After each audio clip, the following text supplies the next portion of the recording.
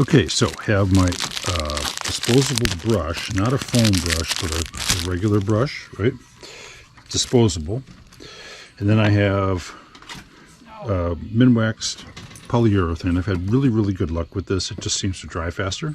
I've got some rubber gloves or latex, whatever they are. I don't know. They're gloves, anyhow. Already opened that. The main idea is to get the first coat on. And to me, it's the oil-based varnish that brings out all the tones. It's that first coat.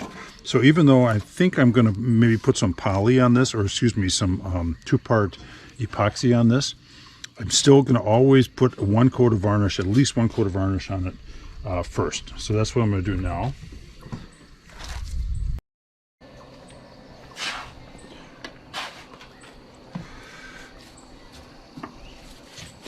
So I just want to get it in everywhere. That's also, if you are going to use a epoxy, it really helps to put a coat of varnish on first, because it also seals a lot of those pores that are going to bubble on you when you use the two-part pores. So you can see it's bringing out some. I'm not worried about drips or anything. I'm just getting it on there, getting it in there. And again, there was even, remember there, if I recall, there was a bug, a little bug in one of these cavities. So there's bugs inside of there possibly, but this will end up making those a permanent fixture. So that's where we're going to go with this.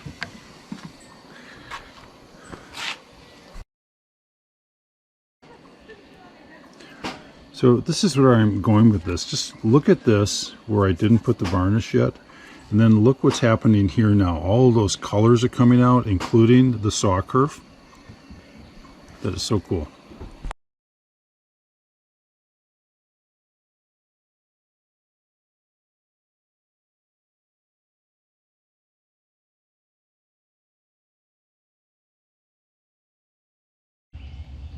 Look at that. Isn't that cool? Wow. Again, this is Sinker Cypress. And again, you can see now where I was careful about not sanding too much off, because then it's got the saw curve from the, now this is from the bandsaw at the place I bought the material, but again, sometimes I'll get into other parts where it'll be the saw curve from the original saw.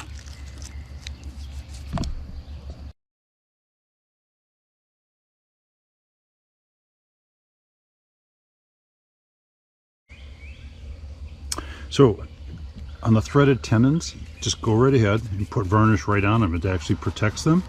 And yes, some varnish will get into the threads, but it's not going to hurt anything. The bolt, the first time it goes in, might be a little sticky. But and then the other thing that, I don't know if you noticed, but watch this. That's that blackened portion. It just sucks it right up. It just absorbs it. It's amazing. And but again, the good part is this now is going to seal it pretty much.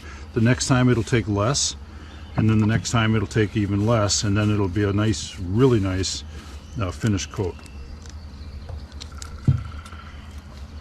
No saw curve on, yep, that one, no saw curve, because that was smoothed by the machine at where I bought it, the material at let's see, the place was called Live Edge Supply. But now we're going to have saw curve on this side. You see that come out? To me, that's, I just love that stuff. And then look at the color in here.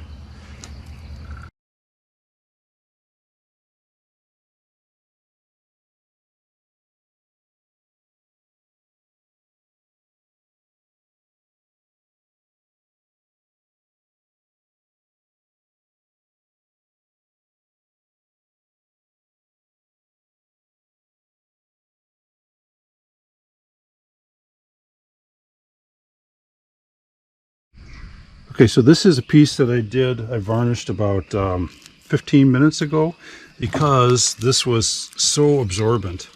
It's already, a lot of the varnish is gone inside. So since we're going to be gone for a couple hours, pretending we're tourists, I'm going to go ahead and get another coat on. And these are these decay, the stripes. I don't know what they're called, but anyhow, it's really just powdered wood, and so I'm getting enough in there that that powder is going to absorb the varnish, and then when next time I come back, it's going to be less absorption and less absorption. Same thing along the edges here. There's those holes that go in. That's that fungus or something that kills or that does the job on Cypress. And I'm getting more in there, and those will just get harder and harder all the time. Again, the edges always suck it right up. Bottom, not too concerned, but look at this. This is the paint from the house that this came from. There's still just a little bit of paint left on there.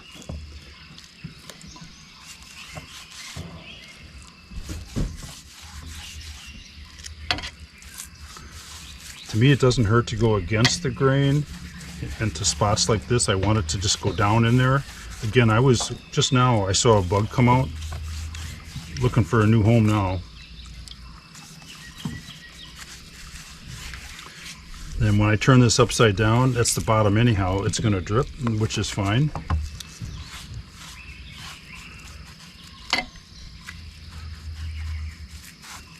Catching those edges.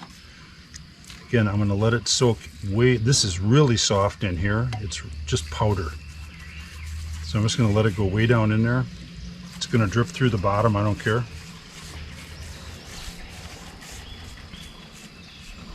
There's a brush, a bristle from the brush. So if you haven't already do this, just go like that. And it comes right up. Good way to get rid of bristles. And you have more of them when you buy the cheap disposable brushes.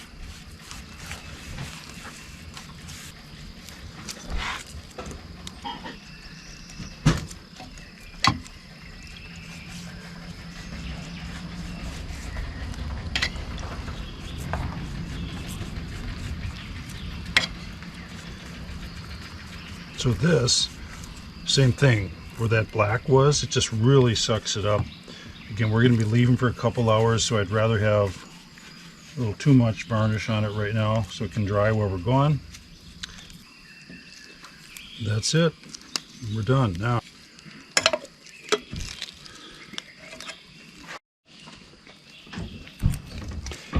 Alright, so we're all done for now, but thank you. I don't want to have to clean up the brush at all, but I want to be able to reuse the same brush.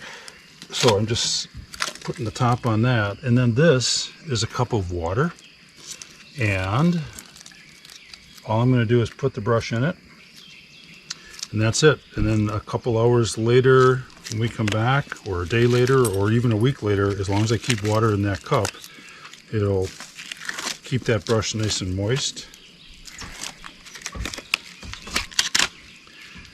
Now we get to go be tourists in Natchez, Mississippi.